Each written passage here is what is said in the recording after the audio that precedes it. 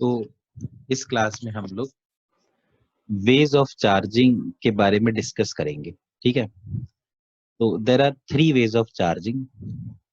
First is by friction, दूसरा है by conduction और तीसरा है बाय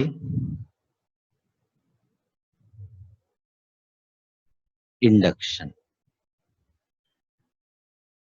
तो बाय फ्रिक्शन जो तरीका है ये बहुत पहले यूज होता था और इसी की वजह से लोगों को पता चला कि अलग अलग तरह के चार्जेस एग्जिस्ट करते हैं बाय फ्रिक्शन। जैसे कि अगर सपोज ये एक ऑब्जेक्ट है और ये दूसरा ऑब्जेक्ट है और इन दोनों को आपस में रब किया जाए तो एक से कुछ इलेक्ट्रॉन निकलकर दूसरे में चले जाते हैं।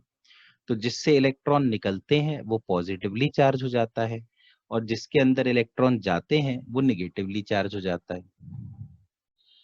यहाँ पर हमें 2 एग्जाम्पल याद रखने चाहिए। सबसे पहला एग्जाम्पल ग्लास रॉड और सिल्क क्लॉथ का। जब भी कभी हम ग्लास की रॉड को सिल्क के क्लॉथ के साथ रब करें तो हमेशा ग्लास में से इलेक्ट्रॉन्स निकलकर सिल्क में चले जाते हैं। तो ग्लास की रॉड हो जाती है पॉजिटिवली चार्ज और सिल्क का क्लॉथ हो जाता है निगेटिवली चार्ज। ऐसे ही यहाँ पर एक और एग्जांपल है जहां पर एक एबोनाइट की रॉड को फर क्लॉथ के साथ हम रब कर सकते हैं। जब हम एबोनाइट की रॉड को फर के क्लॉथ के साथ रब करेंगे तो फर में से इलेक्ट्रॉन निकल के एबोनाइट में चले जाएंगे। तो एबोनाइट हो जाएगी निगेटिवली चार्ज और फर हो जाएगा पॉजिटिवली चार्ज। तो इस तरीके से कई सारे मटेरियल्स हैं, अगर हम एक मटेरियल को दूसरे मटेरियल से रब करें तो एक में से इलेक्ट्रॉन निकल के दूसरे में चले जाएंगे।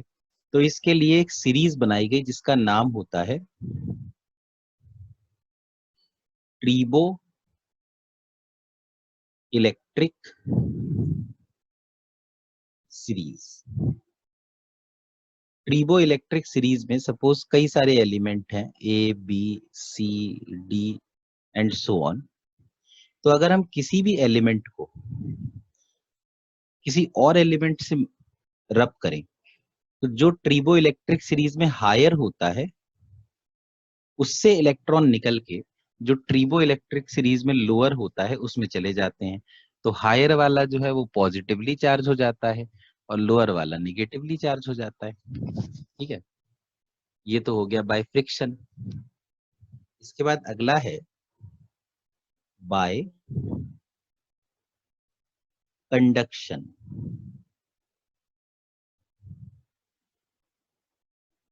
जैसे कि सपोज ये एक स्फीयर है जिसको हमें पॉजिटिव चार्ज देना है, ठीक है। We have to give positive charge to sphere. तो हम लोग क्या कर सकते हैं, हम लोग एक रॉड लें जिस रॉड पे खुद ही पॉजिटिव चार्ज हो पहले से ही और उस रॉड को इस स्फीयर से टच करा दें। जैसे ये है स्फीयर, ये है रॉड और हमने इनको टच करा दिया। तो अब पॉजिटिव चार्ज होने का मतलब है कि इलेक्ट्रॉन्स की कमी है और स्फीयर न्यूट्रल है, मतलब इसके पास जितने इलेक्ट्रॉन है उतने ही प्रोटॉन है। तो क्या होगा कि कुछ इलेक्ट्रॉन स्फीयर से निकल के रॉड के अंदर चले जाएंगे। तो सपोज अगर कुछ इलेक्ट्रॉन स्फीयर से निकल के रॉड के अंदर चले गए, तो रॉड के कुछ इलेक्ट्रॉन्स की डेफिशिएंसी खत्म हो गई। तो सपोज मैंने यहाँ पर 8 पॉजिटिव बनाए थे, उसकी जगह 6 ही पॉजिटिव बचे, और जो स्फीयर है 2 पॉजिटिव उस पे आ गए। तो ये बड़ा सिंपल सा प्रोसेस है कंडक्शन का। बस इस प्रोसेस की एक डिसएडवांटेज ये है, ये जो रॉड है, जिस रॉड की मदद से हमने स्फीयर को चार्ज किया है, उस रॉड का खुद का चार्ज कम होता जाता है। तो 2 या 3-4 बार चार्ज करने के बाद ये रॉड और किसी स्फीयर को चार्ज नहीं कर पाती। इसीलिए हम लोगों ने एक और तरीका यूज किया, जो था बाय इंडक्शन। इंडक्शन में हम लोग रॉड को स्फीयर से टच नहीं कराते, जिसकी वजह से रॉड का जो चार्ज है वो चेंज नहीं हो पाता। ठीक है, जैसे अब ये स्फीयर है, वो spherical object, and we have to give positive charge to the sphere. तो अब हम क्या करेंगे, इंडक्शन करने के भी दो तरीके हैं। मतलब इंडक्शन में जो तरीका अब मैं यूज करने वाला हूं वो है सेपरेशन मेथड।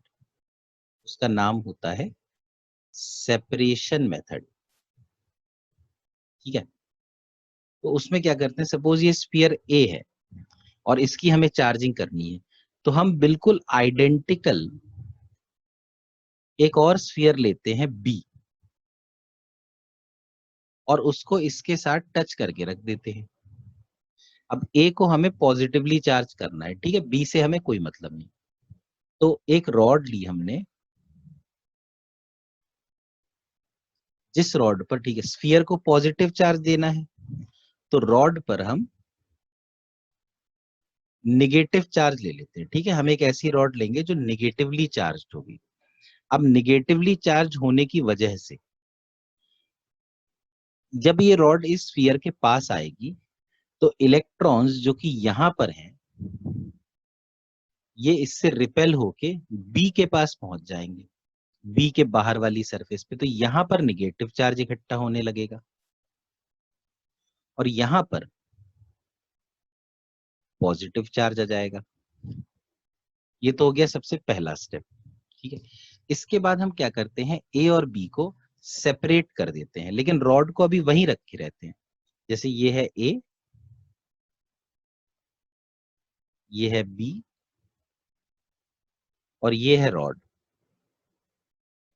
रॉड अभी भी वहीं पर है। ए के पास यहाँ पे पॉजिटिव चार्ज आ गया और यहाँ पे नेगेटिव चार्ज आ गया। ये ए है और ये बी है। और इसके बाद हम लोग रॉड को भी हटा देते हैं और बी को भी हटा देते हैं। तो ए का जो पॉजिटिव चार्ज था वो उस पे बना रह गया।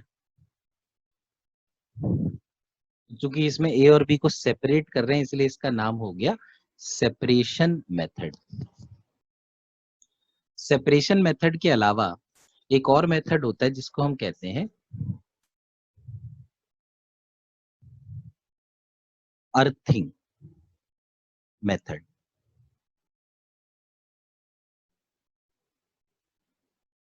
तो अर्थिंग का बेसिक मतलब होता है to connect with the earth, to connect with the earth. ठीक है, अब देखो, जैसे ये अगेन ए है और इस ए को हमें पॉजिटिवली चार्ज करना है। ठीक है, लिख देता हूं, to give positive charge to the sphere. ठीक है, तो क्या करेंगे, ये अब सेपरेशन मेथड यूज नहीं करना, कोई दूसरा स्फीयर नहीं ला सकते, तो हम क्या करते हैं, जैसे ये ए जो है, ठीक है, ये स्टेप 1, इसके बगल में एक रॉड ले आते हैं जिस पर निगेटिव चार्ज है। तो इस निगेटिव चार्ज से रिपेल होकर यहां वाले जो इलेक्ट्रॉन्स हैं वो इधर चले गए, और यहां पर पॉजिटिव चार्ज इकट्ठा हो गया। यह है स्टेप 1। दूसरे स्टेप में हम क्या करते हैं कि ये जो स्फीयर है, ठीक है, रॉड को अभी पास ही रखे रहने देना है, और जो स्फीयर है उसको हम लोग अर्थ से कनेक्ट कर देते हैं। तो जो स्टेप 2 है उसमें जैसे ये स्फीयर है, ये रॉड है, रॉड बस स्फीयर के पास में है, यहाँ पे प्लस, यहाँ माइनस, और अर्थ से जोड़ने के लिए हम क्या करते हैं, ये सिंबल है अर्थिंग का, ये वायर से हमने अर्थ से जोड़ दिया। तो जैसे ही हम अर्थ से जोड़ते हैं तो जितना भी ऐसा चार्ज है जो फ्री है, जैसे यहाँ पर ये जो इलेक्ट्रॉन्स हैं, ये इलेक्ट्रॉन्स फ्री हैं, ये इलेक्ट्रॉन जितना दूर जाना चाहे उतना दूर जा सकते हैं, ठीक है। तो क्या है, ये इलेक्ट्रॉन्स अर्थ के अंदर जाना शुरू कर देते हैं,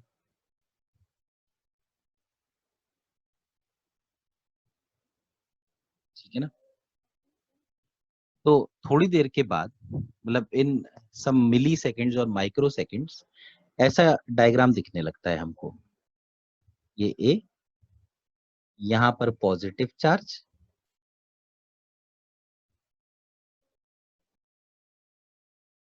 ये रॉड, ठीक है ना। अर्थिंग अब हमने हटा दी, तो ये इस तरीके से हो गया। और इसके बाद ये स्टेप 3 हो गया, है ना, रिमूव अर्थिंग। और उसके बाद हम रॉड को भी हटा देते हैं। तो जब हम रॉड को हटाएंगे तो जो ए है उस पे ये पॉजिटिव चार्ज इक्वली डिस्ट्रीब्यूट हो जाएगा यूनिफॉर्मली। तो इस प्रोसेस का फायदा ये है कि जो ये रॉड है, ये वाली, इस रॉड का अपना चार्ज चेंज नहीं हुआ। तो हम कितनी भी बार चाहें, चाहे सेपरेशन मेथड की बात करें या अर्थिंग मेथड की बात करें, दोनों ही केसेस में रॉड जो चार्ज कराने के काम आ रही है उसका अपना चार्ज चेंज नहीं हो रहा। तो इस वजह से हम कितनी भी बार उसको चार्जिंग के लिए यूज कर सकते हैं। अब इसके अलावा यहाँ पर एक और टॉपिक है जो है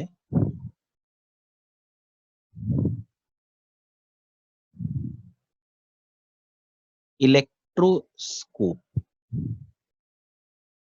electroscope is a device used for detecting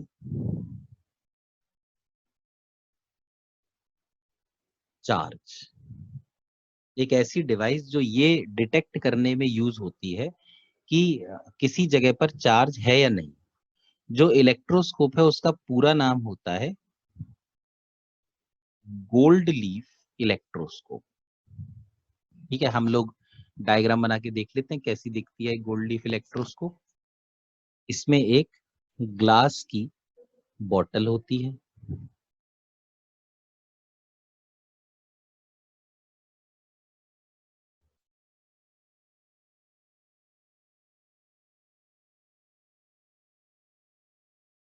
यहाँ पर एक कॉर्क फिट होता है,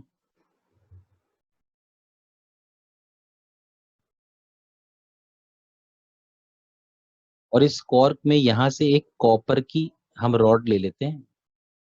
ये कॉपर की रॉड है, ऊपर से प्लेट के फॉर्म में है, ये कॉर्क के अंदर से ऐसे जा रही है, और यहाँ पर गोल्ड की बहुत थिन स्ट्रिप्स होती हैं, इसलिए इनको कहते हैं गोल्ड लीव्स। तो इसका नाम पड़ गया गोल्ड लीफ इलेक्ट्रोस्कोप। ये है गोल्ड लीफ इलेक्ट्रोस्कोप। अब इसमें क्या होता है, ये अनचार्ज है, इस पे अपना कोई चार्ज नहीं है। अगर हम इसके पास कोई पॉजिटिवली चार्ज ऑब्जेक्ट लेकर आए,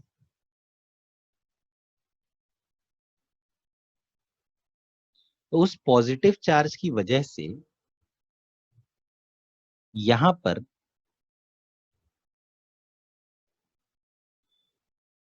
निगेटिव चार्ज डेवलप होने लगता है, क्योंकि सारे इलेक्ट्रॉन्स नीचे से ऊपर आने लगते हैं, जिस वजह से लीव्स पर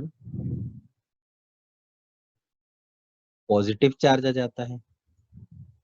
और चूंकि दोनों लीव्स पे पॉजिटिव आ गया, तो लीव्स डाइवर्ज हो जाती है। तो जब भी हम अनचार्ज गोल्ड लीफ इलेक्ट्रोस्कोप के पास कोई चार्ज ऑब्जेक्ट लेकर आए, पॉजिटिवली चार्ज ऑब्जेक्ट, तो लीव्स डाइवर्ज हो जाएंगी। अब मान लो यही, फिर से मैं बना देता हूं गोल्ड लीफ इलेक्ट्रोस्कोप। ये रॉड हो गई, ये लीव्स हो गई, ये है बॉटल।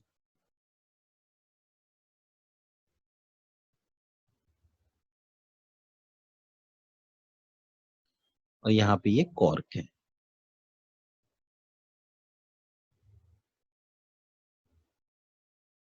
अब मान लो इसके बगल में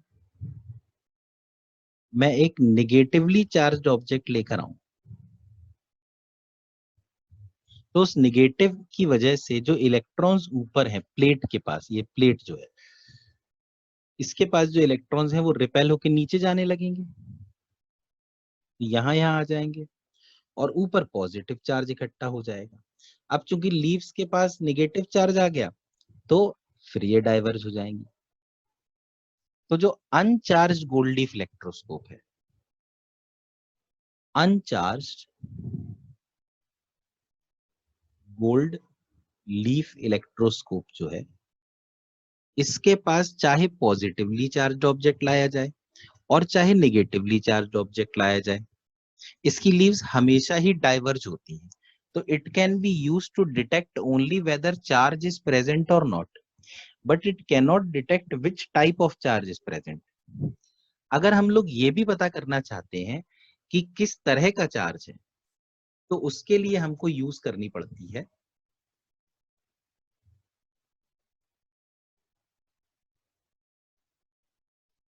चार्ज गोल्ड लीफ इलेक्ट्रोस्कोप, जिसपे पहले से ही अपना कोई चार्ज हो। ठीक है, तो सपोज मैं एक positively charge gold leaf electroscope से आप लोगों को बताता हूं। सपोज एक गोल्ड लीफ इलेक्ट्रोस्कोप है और उस पे पॉजिटिव चार्ज है। अब जिसपे पॉजिटिव चार्ज होगा पूरे में,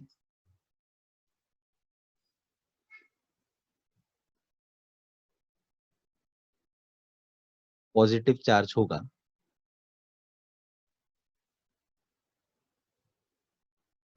उसकी लीव्स पे भी पॉजिटिव चार्ज होगा, यानी overall there is a deficiency of electrons. अब मान लो मैं इसके पास एक निगेटिवली चार्ज रॉड लेकर आऊं, तो उस निगेटिव से रिपेल होकर ऊपर के कुछ इलेक्ट्रॉन्स नीचे चले जाएंगे। तो अगर कुछ इलेक्ट्रॉन्स नीचे चले गए, तो वो ये वाला पॉजिटिव और ये वाला पॉजिटिव हटा देंगे। तो जहां पहले सिर्फ तीन तीन पॉजिटिव हमने बनाए थे, अब उसकी जगह अगर हम चाहें तो यहाँ पर सिर्फ दो पॉजिटिव रहने देते हैं, और ये दो पॉजिटिव ऊपर से ऐड हो गए। तो क्या हुआ, पहले अगर हम देखें तो गोल्ड की स्ट्रिप्स पे तीन तीन बार पॉजिटिव बनाया था, अब सिर्फ दो दो बार बनाया, तो इनका डाइवर्जेंस थोड़ा सा डिक्रीज हो जाएगा। यानी कि जो चार्ज गोल्ड लीफ इलेक्ट्रोस्कोप पे है, अगर उसका अपोजिट चार्ज हम रॉड पे दें, तो डाइवर्जेंस, यानी मैं लिख देता हूं if charge on the object is less than charge, less तो नहीं कहना चाहिए, हम ये कह सकते हैं is opposite of charge on gold leaf electroscope, तो डाइवर्जेंस डिक्रीजेस, डाइवर्जेंस डिक्रीजेस। और अगर बाई चांस ऐसा हो जाए, जैसे हम फिर से एक डायग्राम बना के देख सकते हैं, देखो ये गोल्ड लीफ इलेक्ट्रोस्कोप है,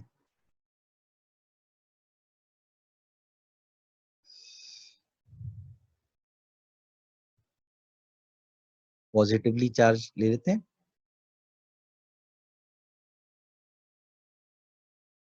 ये रॉड, ग्लास की बॉटल,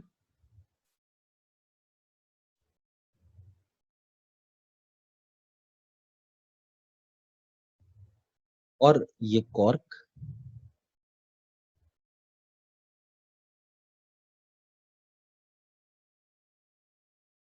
और अब इसके पास मान लो मैं एक पॉजिटिवली चार्ज रॉड लेकर आया, तो क्या होगा, इस पॉजिटिव से रिपेल होकर जो इलेक्ट्रॉन्स हैं, सॉरी इस पॉजिटिव से अट्रैक्ट होकर जो इलेक्ट्रॉन्स हैं नीचे से वो ऊपर की तरफ आने लगेंगे, because positive rod will attract the electrons, तो सारे इलेक्ट्रॉन्स ऊपर की तरफ आने लगेंगे।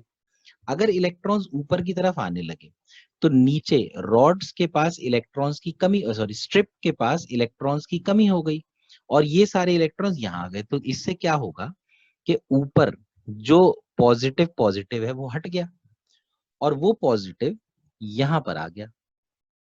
तो हम देख सकते हैं कि यहाँ पर पहले जो स्ट्रिप्स थी उनपे 2 पॉजिटिव था, पर अब 3 पॉजिटिव हो गया, तो इस केस में डाइवर्जेंस डिक्रीज हो गया। तो हम कह सकते हैं कि if charge on the object is same as charge on the gold leaf electroscope, then divergence will increase।